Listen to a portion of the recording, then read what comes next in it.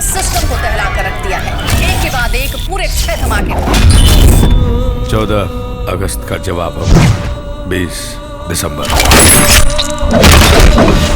एक हिंदुस्तानी आज तुम सबको दौड़ाए और मूत दिया पूरा हिंदुस्तान, तो तेरा मुल्क बह जाएगा।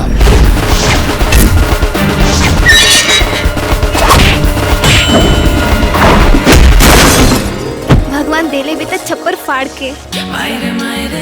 जब लेवे लें तो बहुत गलत जगह से फाड़े।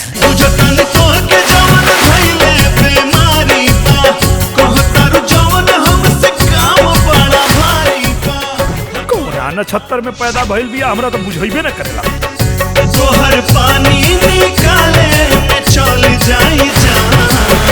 अच्छा अच्छा अच्छा अच्छा करो नाच यार फिर न पैदा तू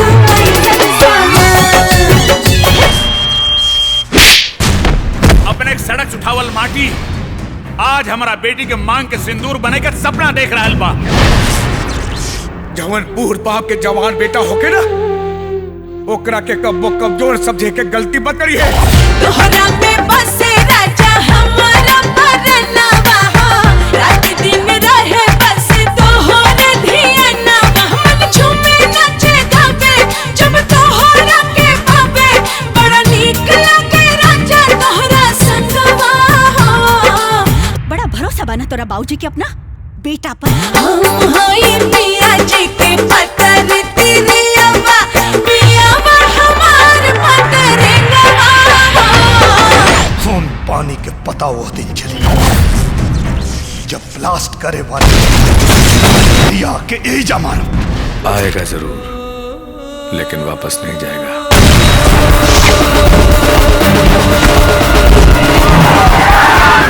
अब की जंग छिड़ी तो चेहरे का खोल बदल देंगे।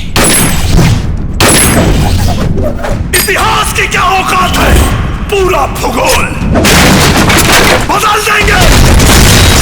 लाहौर से गुजरेगी गंगा, इस्लामाबाद की छाती पे लहराएगा तिरंगा।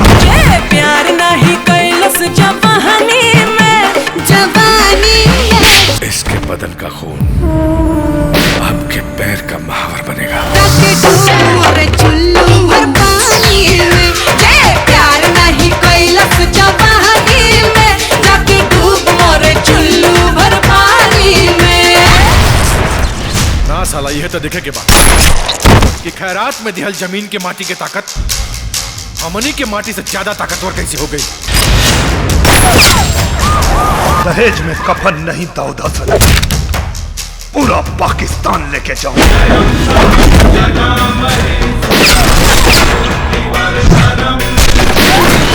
शहनाज की शादी का लड्डू अगर पाकिस्तान नहीं भेजे तो मैं अपने हिंदुस्तान का बेटा नहीं। जब बर्दाश्त कहे कि अब बर्दाश्त नहीं होता तो कोई हिंदुस्तानी कभी किसी से परास्त नहीं होता।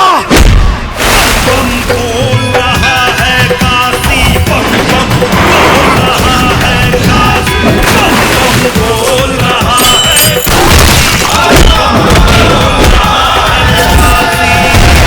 बम के धमाका ही ना चिन्हेला कि मरे वाला हिंदू है कि मुसलमान, और यह बतावे खातिर आ रहल बानी पटना से पाकिस्तान।